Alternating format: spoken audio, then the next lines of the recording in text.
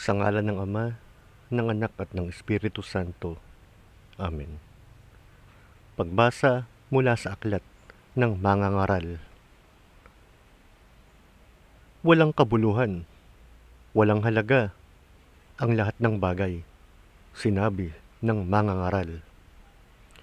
Lahat ng ginawa ng tao'y pinamuhunan niya ng karunungan, kaalaman at kakayahan. Ngunit pagdating ng araw ay maiiwan lamang sa susunod sa kanya. Ito may walang kabuluhan.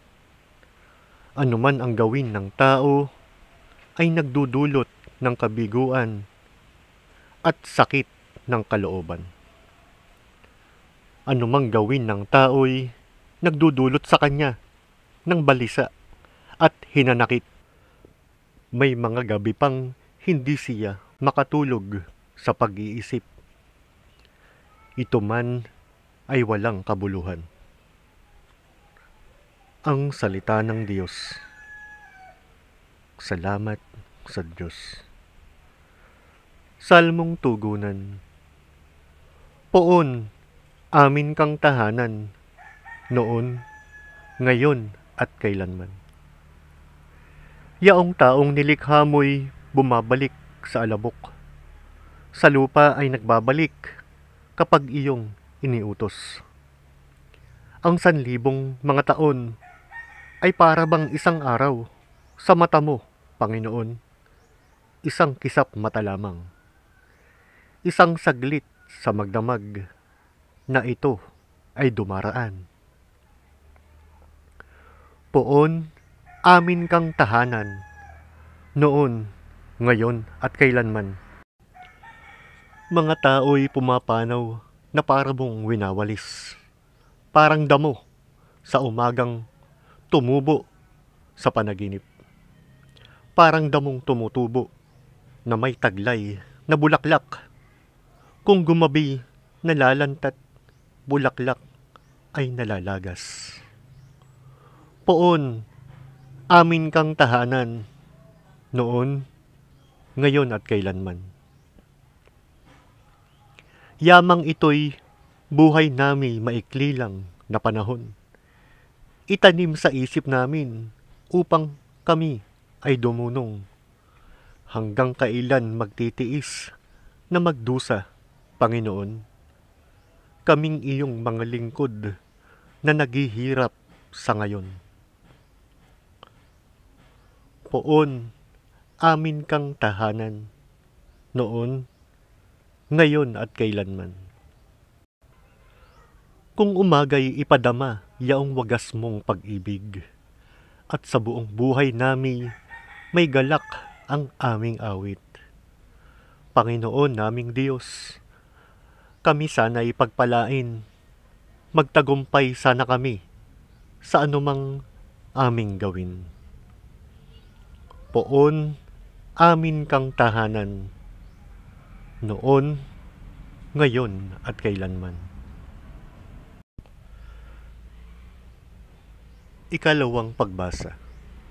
Pagbasa mula sa sulat ni Apostol San Pablo sa mga taga-Kolosas.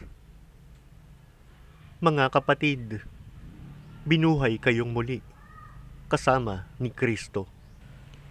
Kaya't ang pagsumikapan ninyo ay ang mga bagay na nasa langit na kinaroroonan ni Kristo na nakaupo sa kanan ng Diyos. Isaisip ninyo ang mga bagay na panlangit, hindi ang mga bagay na panlupa, sapagkat namatay na kayo at ang tunay na buhay ninyo'y natatago sa Diyos kasama ni Kristo. Si Kristo ang tunay na buhay ninyo, at pag siya'y nahayag, mahahayag din kayong kasama niya at makakahati sa kanyang karangalan.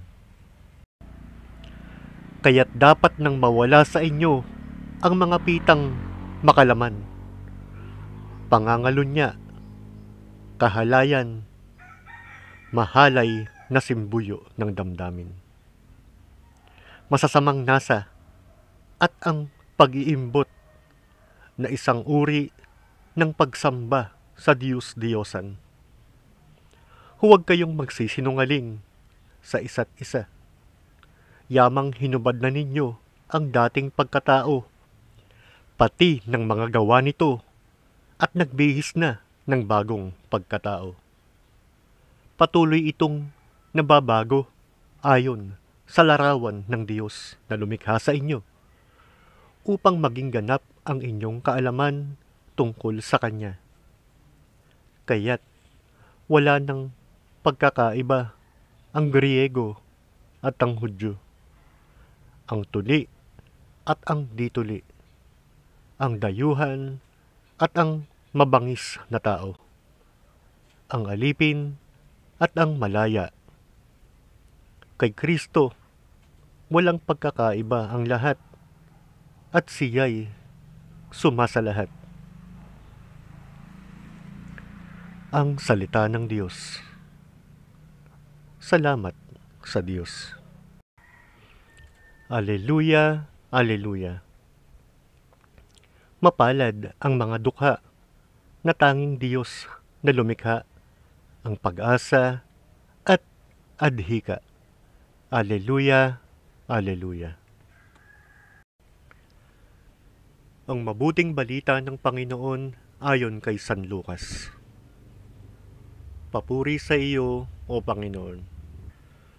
Noong panahong iyon, sinabi kay Jesus ng isa sa mga tao, Guro, iutos nga po ninyo sa kapatid ko na ibigay sa akin ang bahagi ko sa aming mana.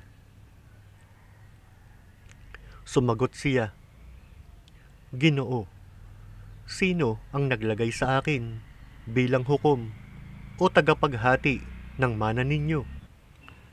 At sinabi niya sa kanilang lahat, Mag-ingat kayo sa lahat ng uri ng kasakiman, sapagkat ang buhay ng tao ay wala sa laki ng kayamanan. At pagkatapos ay isinaysay ni Jesus ang talinghagang ito. Ang bukirin ng isang mayaman ay umani ng sagana. Kaya't nasabi niya sa sarili, Ano ang gagawin ko? Wala na akong paglagyan ng aking ani. Gigibain ko ang aking mga kamalig at magtatayo ako ng lalong mas malaki.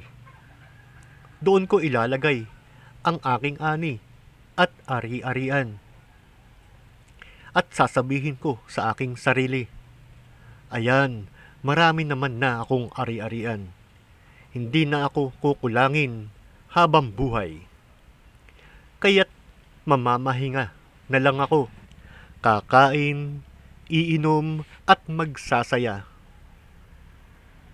Ngunit sinabi sa kanya ng Diyos, Hangal, sa gabing ito'y babawian ka ng buhay.